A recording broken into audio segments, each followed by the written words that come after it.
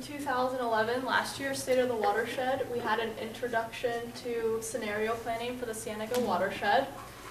And the summer of 2011, we worked with the Nature Conservancy to map the Sackatone bottoms to give us some more management information. And when did you start? I started in 2010, right here. Okay. Fall of 2010.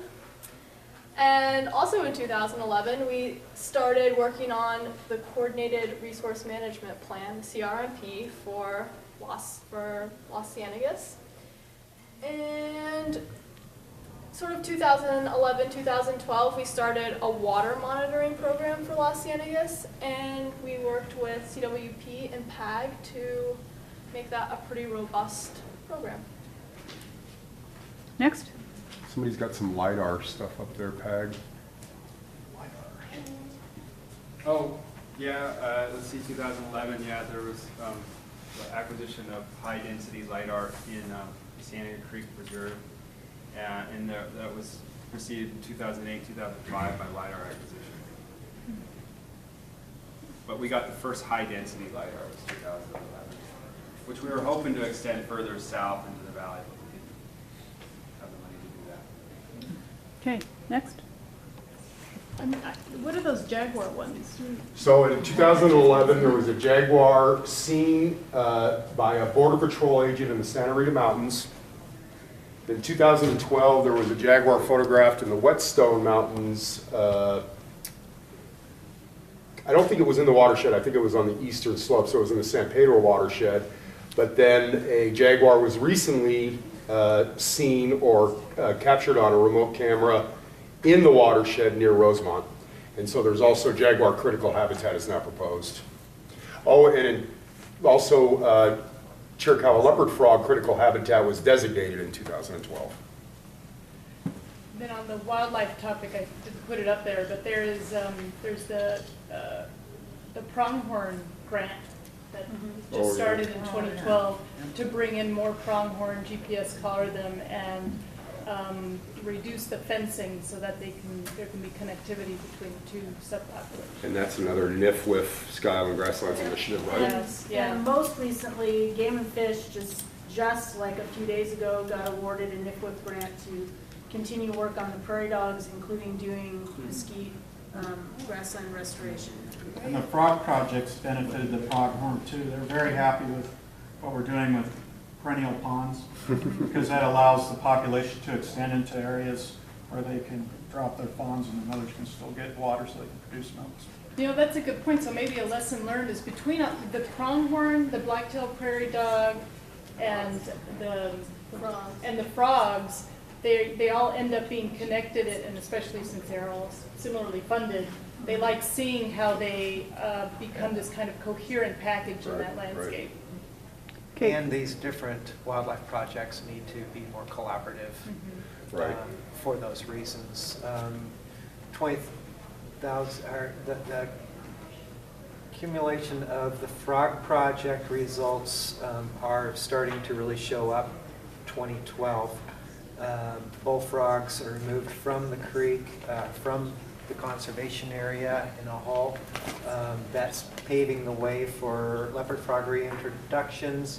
There's new sites with leopard frogs now that hopefully will start to breed next summer. Crayfish are gone from Klein Pond, we hope. Mexican garter snakes have been reintroduced through a captive breeding program with the Desert Museum.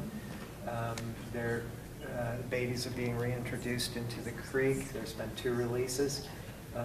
New populations of leopard frogs on the conservation area. And then safe harbors for private property is starting to happen. Can you write it up there? Safe harbors. Safe harbors agreements with private property owners are taking place, paving the way for conservation efforts on private property, as we learned from lessons earlier. And the lessons learned from the frog project is that working with government agencies takes a long time. And it wasn't just one, it was a multiple agency effort, which is instead of synergy, it's the opposite, it's chaos. All right, let's wrap it up with the last black and the last brown. Is that my black? It's all 13. Why don't you just do Okay, it? I'll just do it. Okay, we have a lot of stuff that's gonna happen in 2013. Continuation of the youth pilot project, with 2013, yes. Science on the Sonoyta Plain, June 2013. Scenario planning is gonna continue in 2013.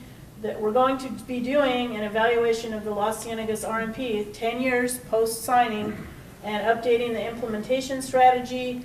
Is there going to be a State of the Watershed in 2013? The Empire Ranch Roundup, which just keeps getting bigger from a few hundred to now over 2,000 participants. And then we hope in 2013 that the National Register nomination for the whole headquarters will be put in place. And you can add beaver reintroductions Yeah, on and Upper beaver. Creek. Okay, and then the last brown over there.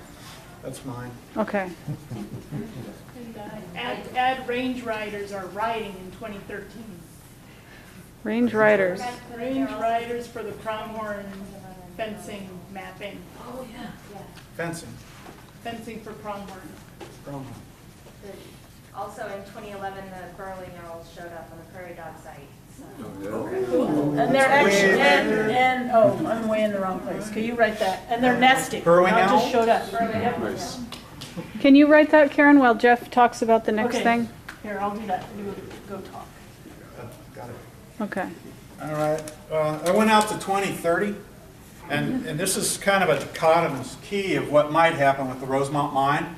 One scenario is the environmental laws fail, and you go down here, or the environmental laws prevail and there's no mine. So those are the two scenarios. 3 scenarios. The next, perhaps. Get approved, it gets approved. Well, that's You think that's if part the of that? laws fail, it gets approved. Gotcha, gotcha, Okay. gotcha.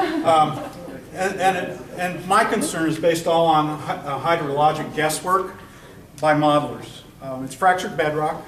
EPA has tried to model fractured bedrock for contaminants, and we know very well that you can't really do that with any accuracy or precision.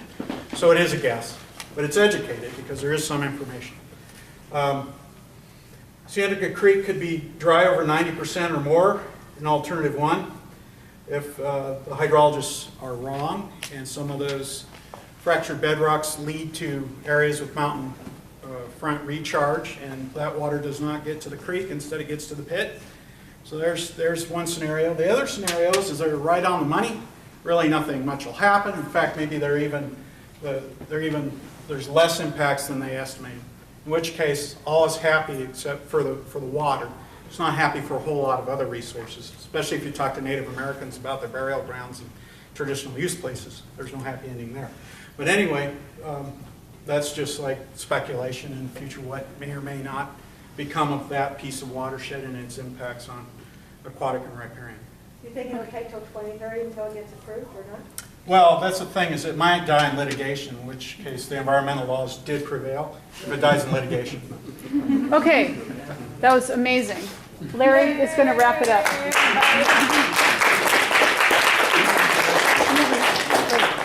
A big hand for everybody. Those great contributions. And I guess hopefully you can see why this exercise was seen as so foundational for our conversation that was supposed to happen later this afternoon about desired conditions, indicators, and watershed health. Our sense is that with all the people leaving at 12:30, we may not be able to have the kind of conversation we were hoping for. So.